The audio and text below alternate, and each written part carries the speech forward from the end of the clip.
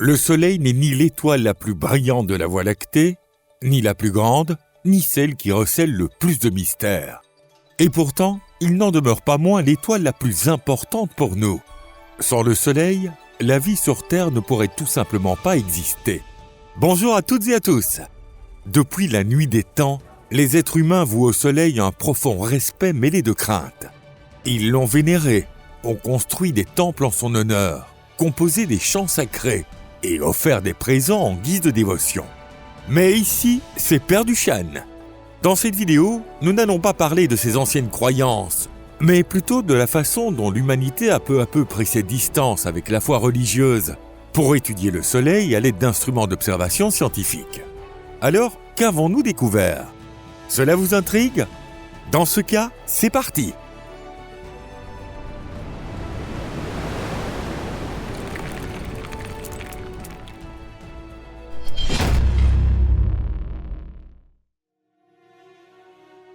Les yeux et les taches solaires. Étudier le Soleil est une entreprise particulièrement difficile. Avant tout, il ne faut jamais l'observer directement avec un télescope classique. Dans le monde de l'astronomie, il existe même une blague noire. On ne regarde le Soleil au télescope que 2 fois dans sa vie. Une fois avec l'œil droit, une fois avec l'œil gauche. De plus, comme de nombreuses longueurs d'onde solaires sont bloquées par l'atmosphère terrestre, de nombreuses données ne pouvaient être recueillies qu'en sortant de l'espace. Mais ne brûlons pas les étapes. Les êtres humains savaient depuis l'Antiquité que le Soleil n'était pas un char divin. Par exemple, l'empereur Julien et les mystiques néoplatoniciens de la Rome antique se moquaient ouvertement de ceux qui prenaient les récits mythologiques au pied de la lettre. Bien sûr, la vision que les intellectuels de l'époque avaient du Soleil restait primitive, mais aucun d'eux ne doutait déjà qu'il s'agissait d'un astre brûlant. Le philosophe grec Anaxagore, par exemple, écrivait que le Soleil est plus grand que le Péloponnèse. En réalité, sa taille immense ne fait aucun doute. Mais Anaxagore n'avait sans doute aucune idée de son ampleur réelle. Car le Soleil est tellement gigantesque que même la Terre entière ne peut soutenir la comparaison, et encore moins une petite péninsule grecque. L'existence des taches solaires est également connue depuis fort longtemps. Par exemple, des écrits chinois antiques en font déjà mention. Et en 1128, un moine anglais du nom de Jean de Worcester a même réussi à en dessiner une esquisse. Il est probable que ce moine, tout comme les auteurs chinois, observait le Soleil à l'œil nu au lever ou au coucher, quand sa lumière est moins aveuglante. L'étude véritablement scientifique du Soleil a commencé au début du XVIIe siècle, grâce à 2 astronomes italiens, Galilée et Benedetto Castelli. Ils plaçaient un télescope devant une feuille de papier et examinaient l'image projetée. C'est encore aujourd'hui la méthode la plus simple utilisée par les astronomes amateurs pour observer le Soleil. À la même époque, vers 1611, l'Allemand Christoph Scheiner inventait quant à lui le tout premier hélioscope. Il eut l'idée de remplacer le verre ordinaire du télescope par du verre coloré ou fumé. Cela permit enfin d'observer directement le Soleil, sans mettre sa santé en danger. Combustion et émission de lumière. Pendant près de 3 siècles et demi, les méthodes d'étude du Soleil n'ont guère évolué par rapport à celles de Galilée, Castelli et Scheiner. Cela a pris du temps, mais grâce aux hélioscopes et aux calculs, nous avons pu obtenir les informations les plus fondamentales, celles que l'on retrouve aujourd'hui dans tous les manuels d'astronomie.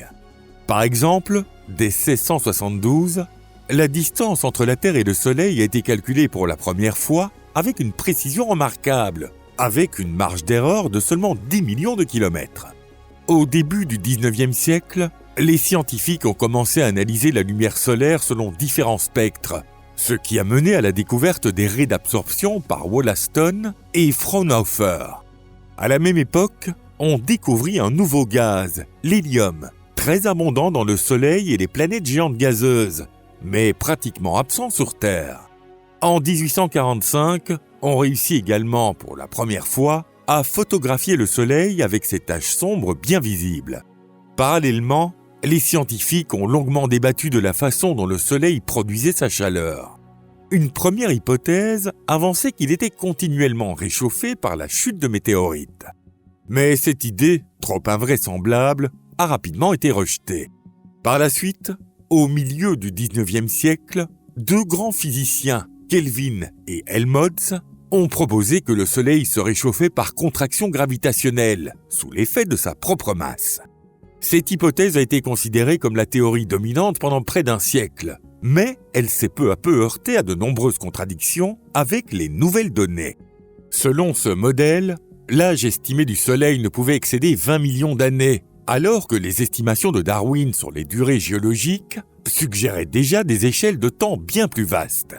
Finalement, les scientifiques ont fini par tirer la bonne conclusion. Le mécanisme de réchauffement par contraction existe bel et bien. C'est lui qui déclenche la lumière des étoiles naissantes et permet aux planètes d'acquérir un noyau incandescent. Mais ce processus n'est pas ce qui fait briller le Soleil ou le fait brûler. Comme toutes les autres étoiles, le Soleil brûle grâce à ses réactions thermonucléaires qui se produisent en son cœur. Cette théorie a été proposée dans les années 1920 par Rutherford, puis développée par d'autres scientifiques. Aujourd'hui, cette théorie est reconnue comme une vérité établie. Ce n'est plus une hypothèse, mais un fait scientifique. Satellites artificiels et sondes spatiales. Vers le milieu du XXe siècle, on estimait qu'en observant le Soleil depuis la Terre, on avait déjà recueilli à peu près tout ce qu'il était possible de savoir avec les technologies de l'époque. Heureusement, c'est justement à cette période qu'a commencé l'ère spatiale. Et avec elle, l'étude du Soleil est entrée dans une nouvelle phase. Les premières sondes conçues pour observer directement le Soleil furent les célèbres Pioneer 6 à Pioneer 9. L'une de leurs principales missions était d'étudier le vent solaire, un phénomène encore très mal compris à l'époque. Pioneer 9 fut la plus durable de la série et resta en activité de 1969 à 1983.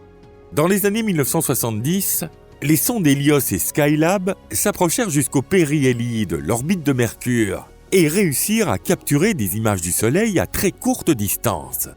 Leur principal objet d'étude était la couronne solaire. La couronne est la région la plus énigmatique de l'atmosphère du Soleil. Elle peut atteindre 20 millions de degrés, tout en étant d'une extrême rareté. Ces sondes ont permis de découvrir une zone appelée trou coronal, où la température et la densité sont les plus basses de la couronne. Ces trous coronaux se forment lorsque des particules de plasma solaire sont éjectées dans l'espace par divers types de tempêtes magnétiques et deviennent une partie du vent solaire. D'autres sondes ont continué d'étudier la couronne solaire par la suite, mais elles présentaient toutes une limite majeure. Toutes ces sondes observaient le Soleil depuis le plan de l'écliptique, ce qui rendait l'étude des régions polaires extrêmement difficile. C'est la mission Ulysse, lancée en 1990, qui est parvenue à surmonter ce problème. Pour effectuer un effet de fronde gravitationnelle, Ulysse s'est d'abord approchée de Jupiter avant de se diriger vers le Soleil. Elle a alors réussi à observer le Soleil depuis ses deux pôles, révélant de nombreux éléments fascinants. On a notamment découvert que l'héliosphère était bien plus complexe qu'on ne l'imaginait auparavant. Et, sans que l'on sache pourquoi, il est apparu que le vent solaire est bien plus rapide au pôle et plus lent près de l'équateur. Après Ulysse, d'autres sondes ont été envoyées, apportant encore davantage d'informations sur la couronne solaire. Toutefois, de nombreuses questions demeurent malheureusement sans réponse. Par exemple, bien que la plupart des sondes aient étudié la couronne en priorité, on ignore toujours pourquoi elle est aussi chaude. Il est même possible que lors d'événements brefs, comme les éruptions, certaines parties de la couronne deviennent momentanément plus chaudes que le noyau du Soleil, estimé à 15 millions de degrés. Pour élucider ces mystères, des recherches supplémentaires sont indispensables. Voilà, c'est la fin de la vidéo d'aujourd'hui. Merci beaucoup à toutes et à tous pour votre attention. J'espère sincèrement que cette vidéo vous a plu. Le Soleil garde encore bien des mystères. Parmi eux figure notamment ce que l'on appelle le paradoxe du jeune Soleil faible. Selon les calculs, le Soleil primitif n'aurait pas produit assez de chaleur pour permettre la présence d'eau liquide sur Terre à l'ère précambrienne. Mais comme ce problème touche à la fois le Soleil et la Terre, il mériterait qu'on y consacre une vidéo à part entière. Si ce sujet vous intéresse, je me ferai un plaisir d'en réaliser une. N'oubliez pas de vous abonner à la chaîne et de mettre un petit pouce bleu. Et pensez aussi à partager cette vidéo sur les réseaux sociaux. Merci beaucoup pour votre soutien. C'est donc un petit au revoir pour l'instant. Mais on se retrouve très vite.